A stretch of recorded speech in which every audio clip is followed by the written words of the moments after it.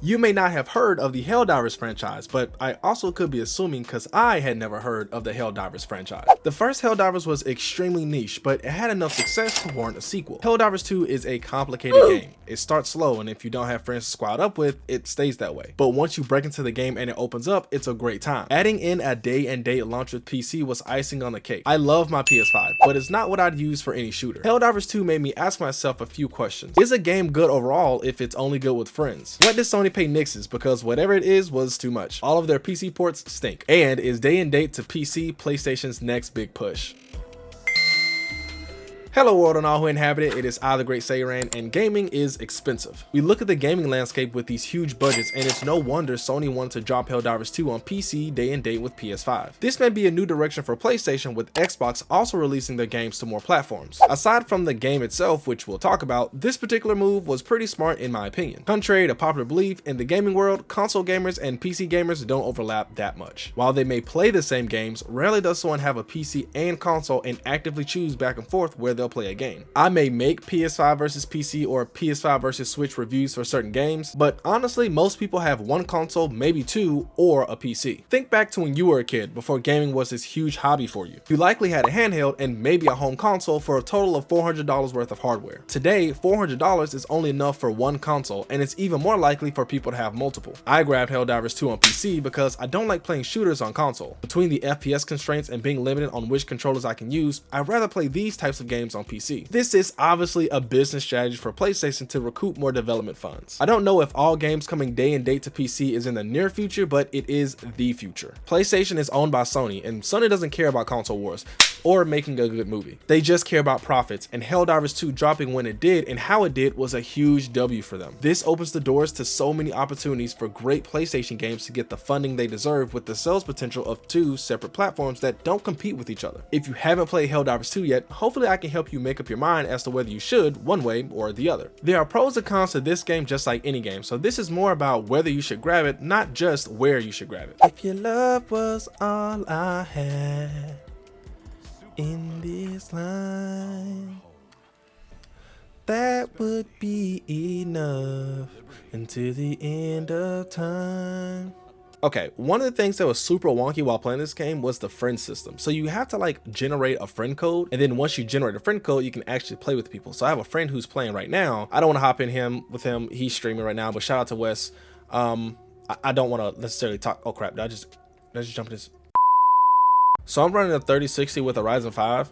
And the graphics are a little bit iffy. I think it's just the optimization from the team. I don't think it's my hardware, because I've played some beautiful games at 1080p 60 on PC with my 3060. So I don't know, it just might be them. And this is a shooter, and usually shooters don't need that much optimization to look pretty. I am running this on ultra and high. I turned space quality down, and I turned some things down just because it just wasn't giving me what I wanted. Also, this depth of field thing makes everything super blurry, so I cut that off. And motion blur, cut that off. So one of the things that keeps me interested in this game is if you look at the bottom, you have different difficulties. You can go all the way up into Helldiver, which is like impossible. I think I died on when I was hosting, when I did challenging, but I've done challenging with other friends, and I don't know how that works, but we're gonna do a medium. So currently there are two factions. You have the Termines, and then you have the Automatons. So the Automatons are fun, but they're like a little bit more difficult. The Termines are just like bugs. So you can customize your loadout. So right now, I don't like the shotguns. I think they suck, but right now I have a submachine gun. I was using the assault rifle for a long time, and I'll switch to a submachine gun. My secondary is this Redeemer, and basically it's like a really fast type of pistol, and it helps when I'm like getting swarmed by enemies. You also can customize your grenades, but I haven't unlocked anymore. So in this store you can buy more customization items, or you can buy more things like this is an actual suit of armor that changes how you your stats as far as like who you are as a character. So this is going to make us slower and less stamina regen, but we get less recoil when we're prone, and we can hold more grenades. Nice. You can also further customize your loadout. So right now this is my loadout as far as the guns and everything. That's fine. What I do want to mess with are my stratagems. You have mission stratagems, which are ones they give you. That one's respawn. This was like SOS. I can have other people join my match, which I actually hate the way this game does it. We'll talk about that later. And I forget what this one is. This must be something specific that's on the planet. So then you can have offensive, a supply, or defensive. So I like my offensive precision strikes. Supply wise, I like the stalwart as a gun, and then I'll use my defensive Gatling gun at the end of the match. Usually this requires 2 people, I think, so I don't really like using this one, but the machine gun's cool too. I will say this game is more fun with friends, but I played this game for like 5 or 6 hours by myself because I really needed to get some content on the game out. So this is something that people talk about all the time with this game. They ask if it's pay to win. Those, what I just grabbed, were super credits, the currency that you pay for. I just got that for free, just for like searching and exploring the earth, or this planet rather. So like, it's not true this game is pay to win. I don't know where that came from. So there is a limit to how long you can run before you like get tired, and that's cool because it's a long time, but like when you have enemies on you, it feels a lot shorter. Also, your armor can determine how long you can run or whatever. So like, this is the engineer. He's a little bit slower and bulkier, but he takes less damage. Before I was using the light or something like that, a light class, and that one was cool because I could run for a little while longer and I was much faster. There are points of interest on the map. See how this isn't even marked? It's just like an optional blue thing right here. So this is a sieve artillery, and so all you have to do is find these guys, and then you get the artillery ready to like be loaded up, and you can load rounds in it, and you can use that as a stratagem while you're on this mission. So I have to go destroy these eggs or whatever. That's a part of my mission for today. I can now drop this heavy artillery on the head instead of using the current stratagems I have. Apparently the bugs hurt me.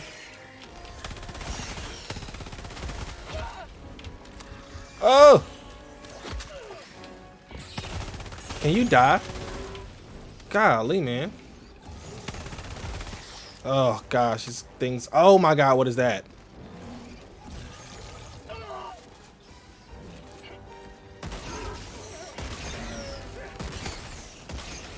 Whew. Now, the thing I really like about this game is the ammo management. You have to manage your ammo, and that was kind of annoying at first. But as I played more, it kind of made the game like super, I don't know, unique, because you really couldn't just like spray and pray and like have all this ammo. Ammo is scarce, and you have to finish your missions. But another thing is, you can always resupply and call down more ammo, call down more heals. My left leg is hurting, so I can't run. I can't do anything. I'm going slow.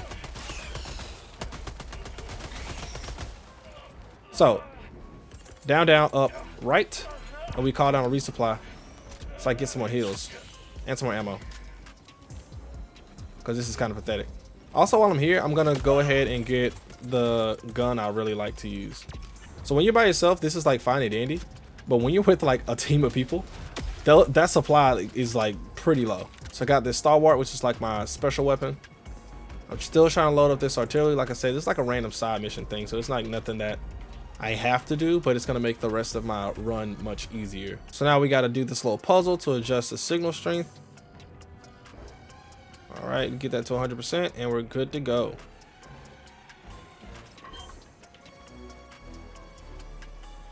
Data's loading. Nice. So now I have sieve artillery right there. 5 rounds. Boom. All right, let's go down, up, up, down. Throw that over there, and just spray and pray, spray and pray. Hopefully it comes any second now, any second now, any second now, any second now. There we go. Whoa, what is that? Is that something explode? Oh my god. What I do like about the combat is that it is so responsive, man. Like the way your guns feel. It feels like I'm playing Call of Duty. I'm not gonna lie, it feels like I'm playing Call of Duty. It's one of the things I like about Call of Duty on PS5 controllers or whatever. I'm not using PS5 controller.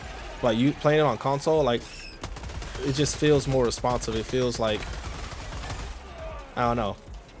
It just feels more haptic-y. I don't know how to explain. It just feels good. This game feels good. Like, you feel everything. Even when you're playing multiplayer and like your friends are playing, you can, when they shoot, your controller still vibrates. It's so cool. All right, let's go back. Let's drop this artillery right there. Oh snap. So as you can see, there is a countdown. You don't just like get the instant. Oh my god, I died that fast.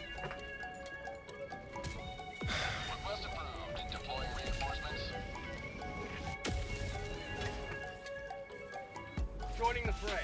One of the things I don't like about this game is that you can't jump, you can't mantle, you kind of just like have to like hold run and go up against something. I don't like that.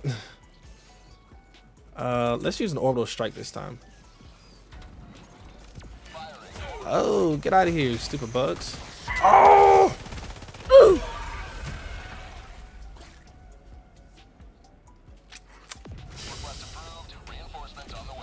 All right, one thing I will say I don't like that is economy, it's a major economy, is just like, why is the minimap not always showing? Is that part of the difficulty?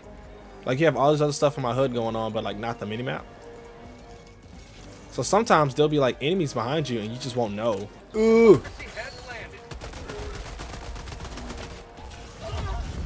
How does this thing keep killing me? Lead them to me. Boom. This game requires a lot of strategy, man. Usually in shooters, you kind of just like spray and pray. This ain't one of them. This is not one of them. With limited ammo and like limited supplies, you just have to like go for it at all times. This is what the main objective is. I'm so far away from the main objective. I've lost the plot. What are we doing? These maps are huge, and the only way you can get across them is by foot, and it's quite annoying. Like, can we get some vehicles? Now the developers did say, hey, we may do some more ways to get around, mounts, vehicles, things like that. But you know, I don't know. I just feel like we should probably have had them at launch. I don't know. So the difference between solo play and team play is that when you die, you have to wait on your teammate to bring you back, and that can be a little bit annoying just sitting around waiting, whereas if you're playing solo, you just instantly come back. But also the game is a lot harder. I think the really cool thing is the diversity in enemies too. You'll see a lot of different enemies, and the devs push a button and have more enemies. Like they had I think it's like a free to play weekend on PlayStation, and basically what they did was they had more automatons invade different planets because they knew more people would be playing.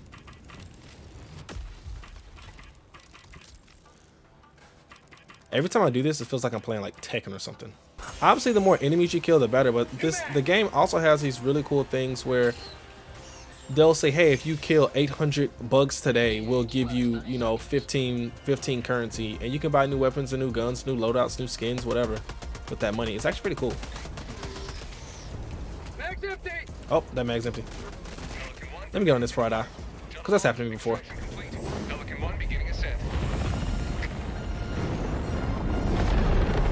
I guess this is a really good screen to explain the gameplay loop. You have the main objectives you hit, you have optional objectives you can hit. Of course, if you get all your teammates out, you get more points. And then if you destroy any enemy outposts, or just where the bugs are making more bugs or the automatons are making more automatons, then you get extra points for that. And that's pretty much the gameplay loop. 4 out of 5, that's hurtful.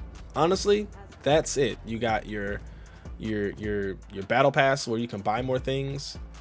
You got your armory where you can equip more things. Change your loadout, your helmet, the capes, which I absolutely hate. You know, you can kind of play around with your character, but and then you have boosters, which give you more things that you can buy these in the shop, or you can buy these with or as a stratagem, whatever. They give you extra boosts in the game, and then you have like your career stats. You know, that's the gameplay loop, and like I said, it's great by itself, but with friends, it's amazing.